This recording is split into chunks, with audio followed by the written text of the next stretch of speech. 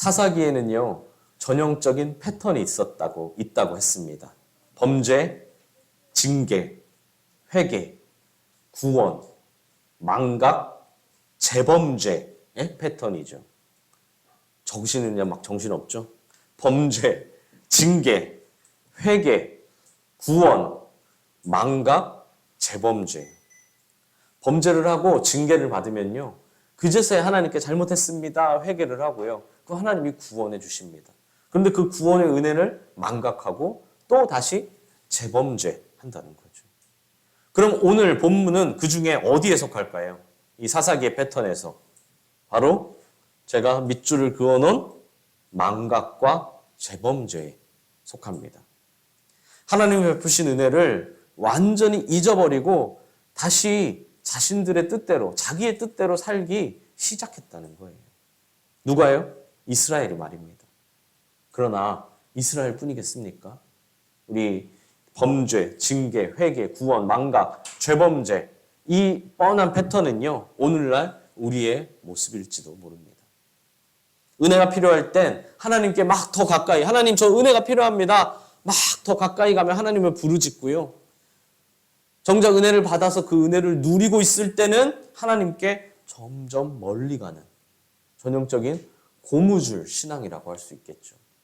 내가 필요할 때는 하나님께, 내가 필요하지 않을 때는 멀리.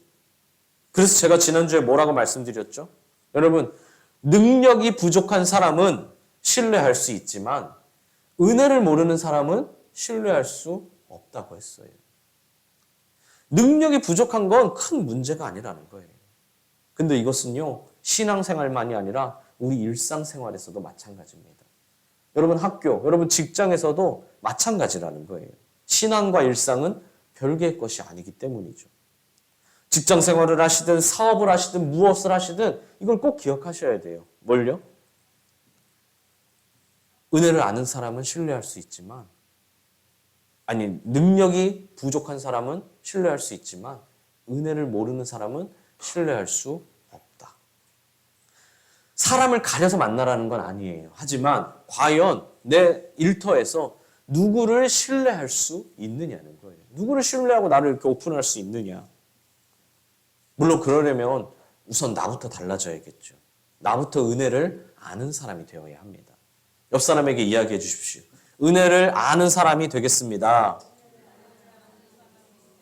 한 번 더요. 감사지기가 되겠습니다.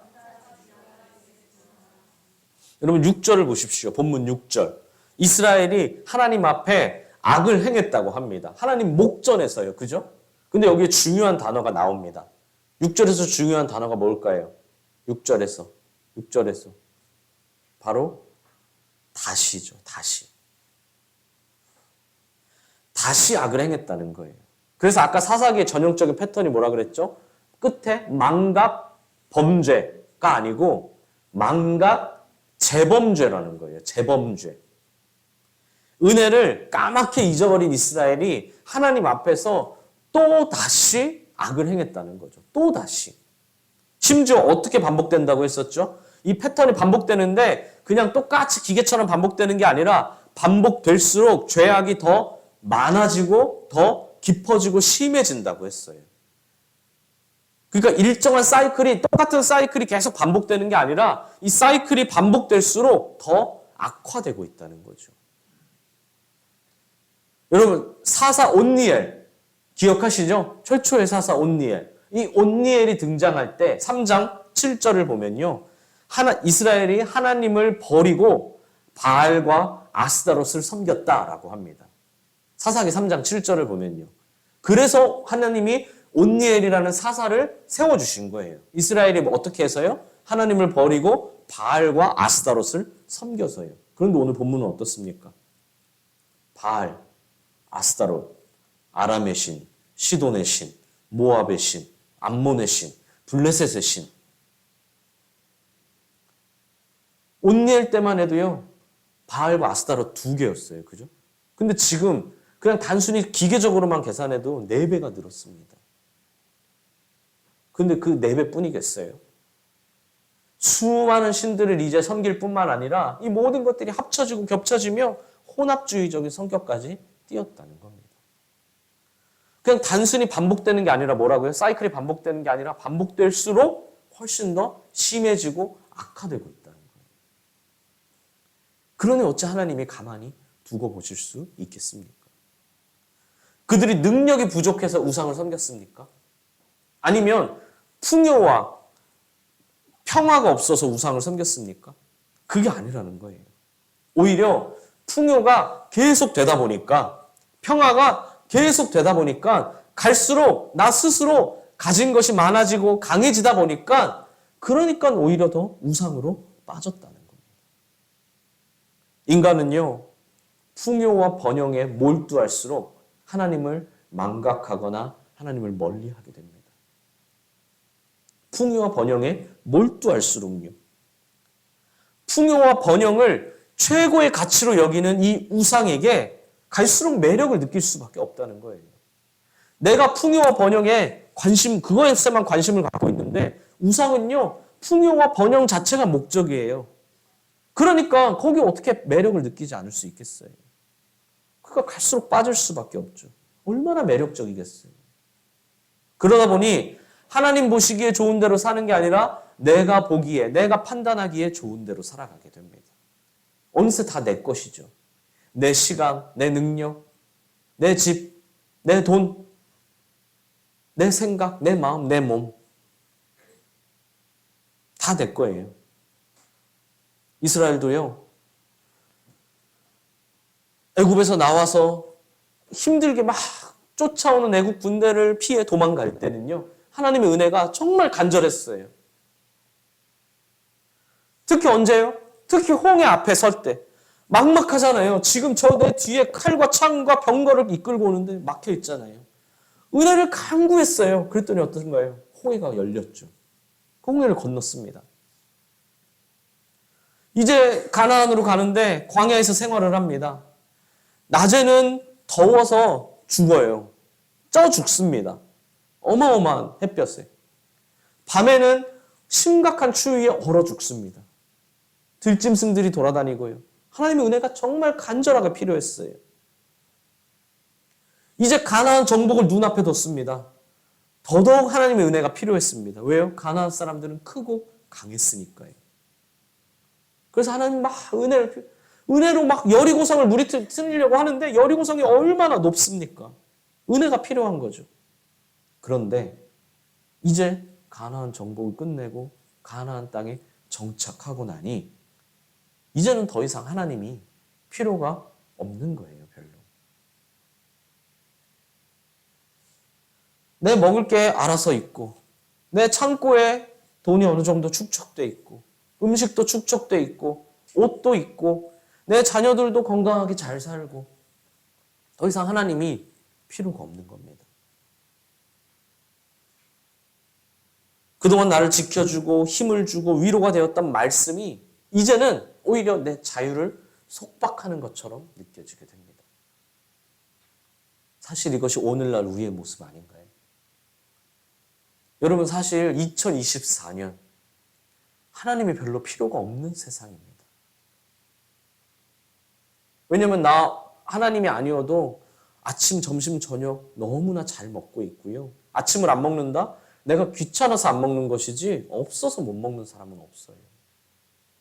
옷을 유행이 지나서 이걸 입고 나가면 창피할까 봐 옷을 사는 거지 정말 옷이 다 해져서 못 입어서 옷을 사는 사람은 없죠. 시계, 장신구 이 뭐 없어서 죽는 게 아니라 나를 꾸미기 위해 사는 것이지. 여러분 2024년 여러분 삶에 하나님이 어느 부분에 그렇게 필요하십니까? 아마 대학에 입학할 때, 회사에 취직할 때, 결혼을 앞뒀을 때, 자녀를 임신하고 출산할 때, 또 뭐 내 자녀가 뭐 좋은 학교에 들어가기를 기대할 때, 아마 그럴 때 특별한 순간, 몇 순간들 빼놓고는 별로 하나님의 도움이 필요하지 않을 거예요. 그러다 보니 하나님의 말씀이 어느새 내게 귀찮아지는 겁니다. 내 자유를 억압하는 것처럼. 그러다 보니 하나님을 떠나는 것이 자유가 되고 말씀을 지키는 것이 나에게 이득이라 판단을 하는 거예요. 그리고 그대로 실행했죠. 누가요? 이스라엘이요. 그리고 우리는 어떻게 하느냐의 선택의 기로에 서 있겠죠. 그렇게 선택한 이스라엘은 어떻게 됩니까? 결국 하나님이 이스라엘을 내버려 두십니다. 그리고 그들의 적인 블레셋과 암몬 사람들도 내버려 두십니다. 그러자 이스라엘에게 고통이 찾아오게 되죠. 환난을 만나게 되고 그동안 내가 당연하게 누리던 복들을 하나하나 잃어가게 됩니다. 너무나 자연스러운 현상이죠. 왜요? 지금까지 내가 누리던 모든 것들은 다 하나님의 은혜였기 때문입니다. 여러분 우리 슬기로운 찬양에서도 했잖아요. 내가 누려왔던 모든 것들이 다 은혜였다 고백했잖아요. 근데 그걸 잊고 하나님을 떠나니 자연스럽게 다 사라지죠. 여러분 자녀가 부모의 카드를 가지고 버스도 타고 지하철도 타고 밥도 사 먹고 간식도 사 먹고 책도 살 수 있습니다. 근데 그게 무한대여서 그렇습니까? 아니죠. 내가 쓰면요. 쓰는 만큼 혹은 쓴 이상으로 채워주기 때문에 계속 쓸 수 있는 거잖아요. 근데 그것을 내가 채워주지 못하면 공급이 끊기면 더 이상 카드를 쓰지 못하는 것이 당연한 겁니다. 당연히 내 것이라고 생각했던 것이 더 이상 채워지지 않으면 그 순간부터 당연히 내 것이 아니게 된다는 거죠. 심지어 9절을 보면 어떻습니까? 암몬 자손의 공격이 어디까지 가죠? 유다 지파에게까지 향합니다. 여러분 유다 지파는 어떤 지파라 그랬습니까? 이 12지파 중에 가장 강한 지파라고 했죠. 그죠? 가장 강한 대표되는 지파, 그게 바로 유다 지파라고 했습니다. 그런데 이 외세의 침략이 어디까지요? 유다 지파에게까지 향했고 그 가장 강한 유다 지파마저 심각한 피해를 입었어요. 망각과 재범죄로 인한 이스라엘의 상황이 얼마나 암울해졌는가라는 걸 알 수 있는 대목입니다. 뭐 그렇게 자세히 설명은 되어 있지 않지만 일부러 유다 지파가 나왔잖아요. 그죠? 유다 지파가 공격받아서 피폐해졌다는 거예요. 가장 강했던 지파마저. 그러니 다른 지파들은 어떻겠습니까? 그런데 과연 이것이 이스라엘만의 문제일까요? 그들만 은혜를 잊은 배은망덕한 사람들일까요? 물론 우리는요. 바알이나 아스타롯, 모압의 신, 블레셋의 신, 이런 시돈의 신 이런 것들을 섬기지 않습니다. 믿고 따르지 않죠. 이 땅에 존재하는 신이 수만 개가 된다는데 우리는 그것이 참 신이 아니며 우상에 불과하다는 것도 우리는 잘 알고 있습니다. 그러나 그런 전통적인 개념의 신이 아니라 이후에 등장한 신, 이후에 등장한 우상에 대해서는 어떤가요? 뭐 예를 들어 게임, 뭐 돈, 여행, 명품, 뭐 오늘날에 등장한 이런 신들, 우상들이요. 전통적인 우상을 섬기는 것만큼 때론 그런 우상을 섬기는 것보다 더 훨씬 중독되어 있는 것은 아닙니까? 내가 자유롭게 누리고 있는 것들이 내게 소중한 것들이 어느새 나에게 우상이 되어버린 것은 아니냐는 거예요. 필요 없다는 게 아니에요. 악하다는 게 아닙니다. 내게 소중한 것이고요. 내게 필요한 것인데 어느새 그것이 내게 우상이 되어버린 것은 아니냐는 거예요. 여러분 취미생활 참 좋죠. 여행을 가고 캠핑도 가고 뭐 해외여행도 가고 뭐 운동도 하고 뭐 정말 다 좋습니다. 하나씩은 있어야 되지 않겠어요? 취미생활이요. 그죠? 하지만 그것이 영순위가 되는 순간 아무리 건전한 취미도 우상이 될 수밖에 없습니다. 물질. 여러분 물질 참 소중합니다. 여러분 물질이 없으면 우리가 살아갈 수 있겠습니까? 물질이 없으면 이 교회도 있을 수가 있겠습니까? 당연히 없죠. 여러분이 물질이 없고 여러분이 헌금이 없으면 이 교회도요 유지할 수가 없는 거예요. 땅바닥에 나가야죠. 그런데 그것이 물질이 영순위가 되는 순간 어느새 하나님은 나에게 가장 먼 존재가 되어버린다는 겁니다. 가족, 정말 세상 그 무엇과도 바꿀 수 없는 소중한 것이죠. 하지만 그것이 영순위가 되는 순간 어느새 내 마음은 이기적인 마음으로 가득 찰 수밖에 없다는 것이죠. 우리가 절대 잊어서는 안 되는 사실은요. 하나님을 저버린 삶에는 반드시 곤고가 따른다는 겁니다. 하나님을 저버린 삶에는 반드시 곤고가 따라요. 이스라엘은 하나님이 택하신 나라입니다. 하나님의 보호하심으로 살아가는 하나님의 백성이죠. 가나안의 기근이 심해지자 하나님은 요셉을 먼저 애굽으로 보내셨고 온 가족이 요셉 덕분에 애굽에서 풍족하게 살 수 있었습니다. 그런데 나중에 시간이 지나 애굽 사람들이 요셉과 하나님을 잊어버리자 어느새 이스라엘은 그들의 노예가 되어 종살이를 하게 됐죠. 그런 그들을 구원해 주신 분이 바로 우리 하나님이십니다. 그들을 위해 홍해도 가르셨고 만나와 메추라기도 주셨고 구름 기둥이 불 기둥이 그들을 따라다니며 지켜주고 도와줬죠. 광야의 여정이 참 길었지만 하나님은 결국 마침내 가나안 땅을 차지하게 해주셨고 풍요와 번영을 허락하셨습니다. 여러분 우리 지금 열심히 신명기 큐티하고 있잖아요. 이렇게 하나님께 큰 축복을 받은 이스라엘입니다. 그런데 그랬던 그들이 신명기에서 그렇게 축복을 받았던 그들이 이제는 조금 넘어와 사사기에서 이 사사기 10장에서 벌써 심각한 곤고를 겪고 있어요. 왜 그런가요? 하나님의 손이 짧아서 그렇습니까? 아니면 하나님의 능력이 통하지 않을 만큼 시대가 변해서 그런가요? 아니면 하나님의 마음 변하셨나요? 그게 아니라 이스라엘이 우상을 선택하고 하나님을 저버렸기 때문이라는 걸 우린 너무나 잘 알고 있죠.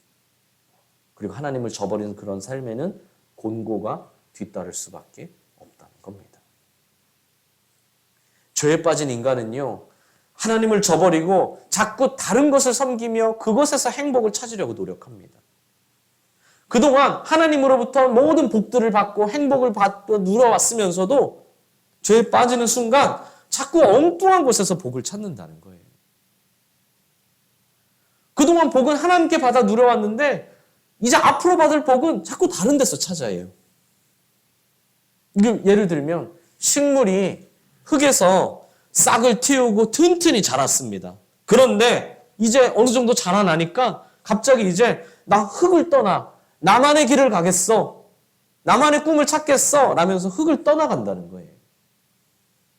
옳고 그름을 떠나 취향을 떠나 식물이 흙을 떠나 살 수 있습니까?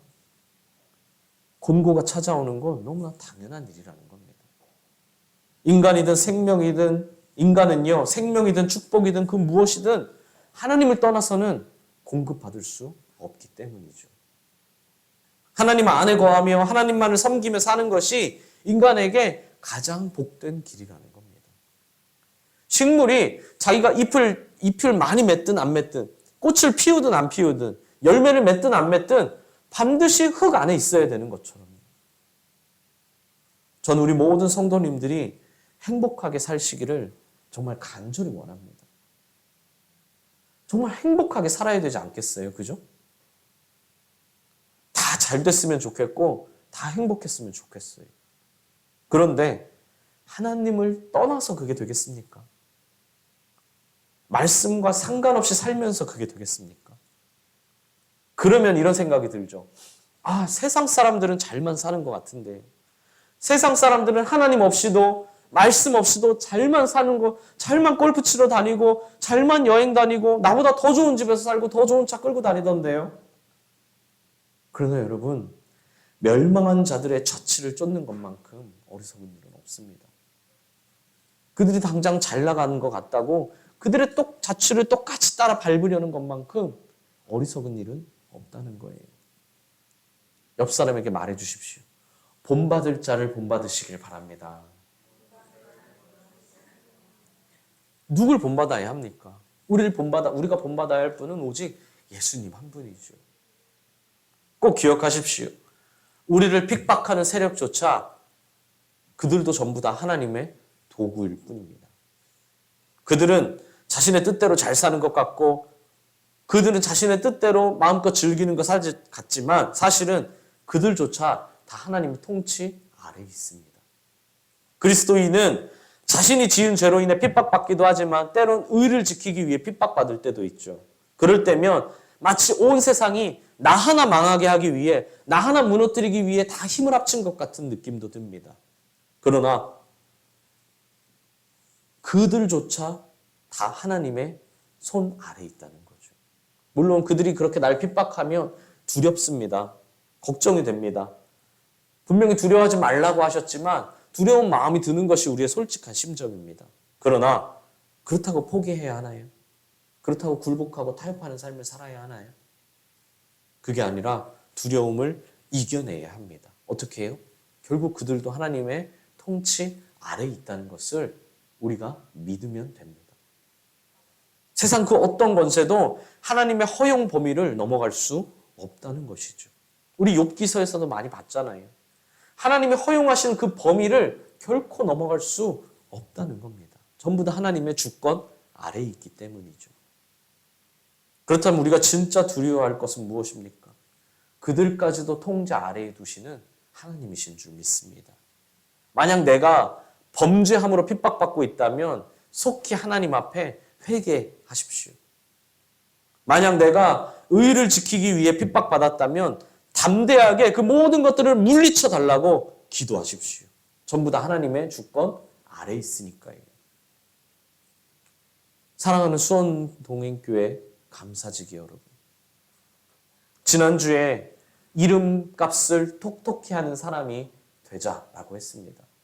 한 주 동안 이름값을 충분히 하셨습니까? 이름값을 톡톡히 하셨나요? 아니면 여전히 이름과 상관없는 삶을 사셨습니까? 내 이름이 어떤 뜻이 될지는요, 결국 내 행동에 달려있는 거예요. 누군가는 성주라는 이름으로 십자가를 증명하고 십자가를 지고 가는 삶을 사는 사람이 있을 테고요. 누군가는 똑같은 성주라는 이름으로 십자가와 전혀 상관없는 삶을 살 수도 있겠죠. 그래서 제가 말했잖아요. 이름이 중요한 게 아니라 우리의 삶이 중요한 것이라고요. 명함이 아니라 행동으로 살아야 합니다. 그러려면 은혜를 아는 감사지기가 되어야 한다고 했었죠. 그러려면 어떻게 해야 된다고요? 감사지기가 되려면 망각 단계에 들어가지 말고 망각이 아닌 기억 단계에 들어가야 합니다. 은혜를 망각하는 게 아니라 은혜를 기억해야 한다는 거죠. 능력이 부족한 사람은 하나님 앞에 쓰임받을 수 있지만 은혜를 모르는 사람은 쓰임받을 수 없기 때문입니다. 여러분, 우리가 학생 때 열심히 역사 공부하는 이유가 무엇입니까? 우리 이제 대학원 졸업하는 우리 성도님도 계시잖아요. 그죠? 열심히 역사 논문을 써가지고요. 논문이 통과됐어요. 근데 그 논문, 그런 거 왜 합니까? 뭐 학벌 채우려고요? 그게 아니잖아요. 물론 그것도 하나의 목표고, 뭐 우리 학생들이 역사 공부 열심히 하는 거 좋은 대학에 가려고, 물론 그것도 하나의 목표입니다. 하지만 그렇게 학벌에 연연하는 나라가 아니라도 다들 역사를 가르치고 배우죠. 왜 그렇죠? 과거의 경험을 통해 오늘날에 적용할 새로운 지혜와 교훈을 얻을 수 있기 때문이죠. 과거에 이렇게 했더니 이렇게 안 좋은 일들이 있더라. 그러니까 우린 그걸 통해 그렇게 하지 말고 이렇게 하자 라는 걸 배우기 위해서잖아요. 여러분, 신앙도 마찬가지입니다. 내게 있었던 은혜들을 왜 기억해야 할까요? 내가 겪었던 은혜들을 왜 기억해야 할까요? 하나님 생색 좀 내려고요? 그게 아니라 나는 이 정도 되는 사람이다. 나는 이 정도 은혜를 받은 대단한 사람이야. 이런 게 아니라 과거의 은혜를 기억할 때 그 시간과 경험들이 오늘날의 나에게 지혜와 교훈을 주고 또 어려움을 만날 때면 그것을 날 지탱해주고 승리하게 해주는 원동력이 되기 때문이죠. 과거의 은혜들이 현재의 나를 세우고 지탱하고 살리는 그런 힘이 된다는 겁니다. 이전에 받은 과거에 빠져 살라는 게 아니라요. 그 은혜를 통해 새로 주실 은혜들로 계속 채워나가야 한다는 거죠. 그런데 역사를 배우고 기억하면서도 똑같은 실수를 반복하는 사람들이 있습니다. 왜 그럴까요? 나는 그들과 달라. 난 옛날 저 사람들과는 달라. 라고 교만하기 때문입니다. 난 그렇게 어리석은 사람이 아니야. 난 그렇게 욕심 많은 사람이 아니야. 아니, 난 그렇게 이기적인 사람이 아니야. 라고 생각하기 때문이죠. 근데요, 누구나 인간은 다 비슷비슷합니다. 난 아닐 것 같지만 나도 그 상황이 되면 같은 선택을 하게 된다는 거죠. 여러분, 막 정치인들 욕하고 비판하잖아요. 그죠? 막 정치인들 욕하고 비판하고 뭐 대기업 회장들 비판하고 욕하고 막 하는데요. 막상 내가 그 자리에 가면 사실 나도 크게 다르지 않을 확률이 높다는 거죠. 신앙도 마찬가지입니다. 은혜를 망각하는 건 말할 것도 없고 은혜를 기억하면서도 교만한 사람은요 결국 마찬가지예요. 난 기드온과는 다르지. 난 기드온과는 달라. 그러니까 나는 많은 여자랑 결혼해도 돼. 나는 많은 부를 마음껏 쌓아놔도 돼. 난 내 집 앞에 우상을 세워놔도 돼. 난 아비멜렉과 다르지. 나는 삼손과 다르지. 라고 생각한다면 결국 그들과 똑같이 넘어질 수밖에 없다는 겁니다. 그러므로 명심하십시오. 은혜를 망각하는 건 살다 보면 그럴 수 있는 작은 일이 아니라 매우 심각한 죄입니다. 은혜를 잊어버리는 건요. 바쁘니까 그럴 수도 있지. 맞아. 그럴 수도 있지. 이게 아니라 아주 심각한 죄라는 거예요. 어느새 새해 1월도 벌써 3분의 2가 지났습니다. 새해라고 들떴던 기분도 이 20 며칠 안에 벌써 많이 가라앉았어요. 근데 그와 동시에 받은 은혜에 감사하는 마음도 받을 은혜를 기대하는 마음도 동시에 다 같이 가라앉진 않으셨습니까? 이제는 한 살 늘어나는 것이 그냥 너무나 당연하고 이젠 내 나이가 도대체 몇 살인지도 잘 모르겠고 세는 것도 귀찮고 내 나이가 몇 살인지도 모르고 살아가고 그냥 사라지는 대로 살고 그냥 굴러가는 대로 가고 그냥 어쩌다 정말 심각한 위기가 만나야만 조금 경각심이 들고 근데 그것도 금방 사라져버리고 그러진 않으십니까?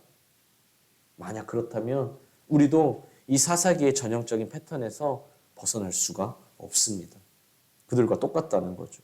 부디 은혜를 기억하십시오. 코로나가 끝나며 작년 한 해는 다들 그 어느 때보다 바쁘게 달려오셨을 겁니다. 그러다 보니 이제 막 시작한 2024년인데요. 누군가는요 벌써 지친 마음이 들기도 합니다. 사실 충분히 지칠 때가 됐거든요. 저도요 솔직히 그렇습니다. 저도 23년에 그동안 자동차도요 교회 차도요 그동안 타던 거에 2배를 넘게 탔어요. 그러니까 그만큼 많이 돌아다닌 거고 그만큼 많이 뭔가를 했다는 거죠. 그러다 보니 자꾸 쉬고 싶은 유혹이 듭니다. 지난주도 정말 딱 하루 약속 없었는데 딱 하루 약속과 일정이 없었어요. 근데 그때도 그걸 어떻게 하루 기가 막히게 안 왔는지 전화 와가지고 저를 부르더라고요. 그래서 그날도 나갔는데요. 막 이러다 보니까 막 쉬고 싶어요. 작년에 막 2배, 3배 이상 막 뛰었거든요. 24년 새해인데 그 새해 첫 주는 막 새해 같은 느낌도 들고 했는데 지금은 어느새 그 마음들이 다 막 가라앉았어요. 그래서 제가 이럴 것 같아서 감사지기의 비전을 정말 간절한 마음으로 정한 겁니다. 올해는 감사지기가 되지 않으면 정말로 변질되기 쉬운 한 해이기 때문입니다. 정말로 변질되기 쉬워요. 망각하는 순간 이스라엘만이 아니라 우리도 그 대가를 치러야 하기 때문입니다. 얼마나 안타까운 일입니까? 여러분 그래서 올해는요. 제자 훈련도 본격적으로 시작할 겁니다. 그리고 어떻게 저의 마음을 와닿았는지 모르겠지만 우리 그거 갑자기 기억이 안 나네요. 우리 교회 설문조사 했었잖아요. 그죠? 거기에도 제자 훈련을 더 많이 했으면 좋겠다라는 이야기들이 몇 개가 있었어요. 그래서 진짜 본격적으로 이제 곧 시작합니다. 캄보디아 선교 이후에 말이죠. 그러므로 그때까지 더욱더 말씀과 기도를 가까이 하는 우리 모든 감사지기가 되시길 바랍니다. 정말로 변질되기 쉬운 지금 상태라는 걸 꼭 명심하십시오. 지금이 어떤 상태냐? 우유를 밖에 내놓은 상태입니다. 아직 날씨가 추워서 차가워서 아직은 버틸 수 있는데 이대로 가만히 냅두면 금방 굳어버리고 금방 치즈처럼 변해버려요. 차라리 치즈면 먹겠는데 그냥 상해버리면 큰일 나잖아요. 회개와 구원의 단계를 거친 우리가 망각의 단계로 가지 않고 은혜를 기억하고 유지하는 단계로 나아가야 되고요. 재범죄의 단계로 가지 않고 섬김의 단계로 나아가야 한다는 겁니다. 그래서 이 연결고리를 끊어야 되겠죠. 이 연결고리를 끊는 우리 모든 감사지기가 되시길 바랍니다.